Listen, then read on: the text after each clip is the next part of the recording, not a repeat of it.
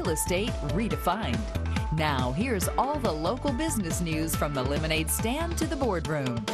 And construction is big business in South Florida. So coming up next, Business Report producer David Weir talked with building pro expert Peter Dyga, who heads up the Associated Builders and Contractors.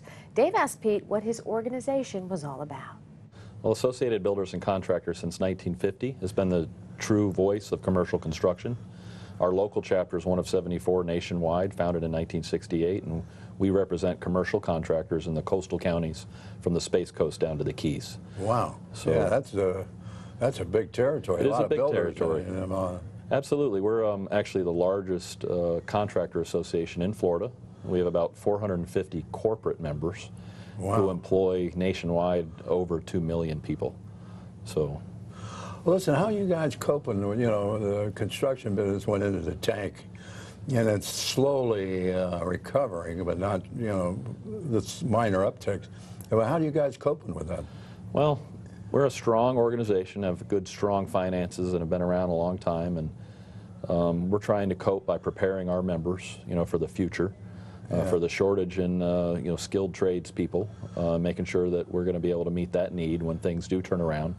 Because they will. I mean, we know they will. So. You know, that's what one of the things I wanted to bring up about skilled trade. You know, we got carpenters, plumbers, drywallers, all these things. These guys have fled back to their native countries in South America and Mexico, and looking for other work around the United States. How are you guys coping with that? Yeah, that's a great observation and a big concern for our industry. And not only that, but a lot of our industry is aging as well. So we've lost a lot to just age and taking the opportunity to get out. Well, one of the things our local chapter of Associated Builders and Contractors does is we're the largest provider of education, training, and apprenticeship.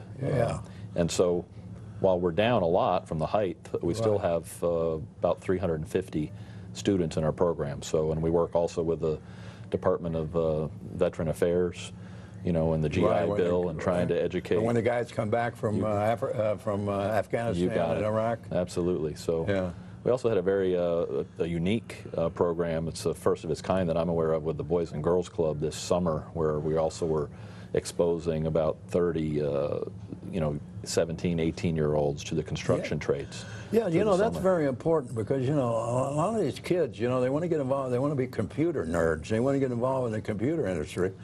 But what we really need them to do is get involved in the trades. You know, there's a shortfall in what I mentioned before, plumbers, carpenters, you know, drywall people.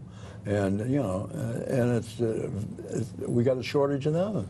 You're absolutely right. And in fact, 70% of the new jobs of the future that the government tells us are not going to be in things where you get 4-year degrees in. They're going to be in occupations that are, you know, you get either apprenticeship certificates or certificates of some kind in. So that's going to be where the jobs of the future are. And one of the great things about construction is you can't outsource it.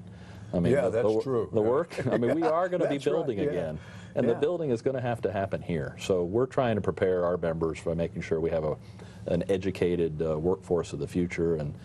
And one of the things we pride ourselves with at Associated Builders and Contractors is helping our members win work and deliver that work safely, ethically, and profitably. And so by doing all those things, I mean, that's really how we're preparing our members for the future. What do you think is on tap for the future in South Florida? Well, South Florida and Florida in general is a very good place to do business. It's beautiful. The weather's great. People want to live here. I mean, we are going to recover, you know, and there's going to be building again in South Florida. So we're optimistic about the future, and we just want to make sure, you know, one of the things any organization does, and ABC does it better than anybody else, in my opinion, is provide those business development opportunities for their member. When you're the largest organization, and our members are doing, even now, in excess of $6 billion in work in South Florida. Wow, that's terrific. So there's a lot of opportunities for people who are members to, you know, to get a part of that work. So.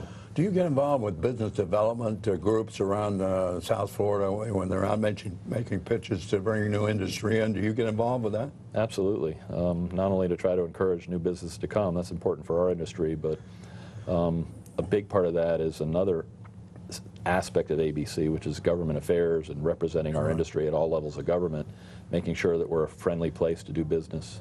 Yeah. A place that people that's want. very important. Yeah. Absolutely. It's a big aspect of who we are as well. So. All right.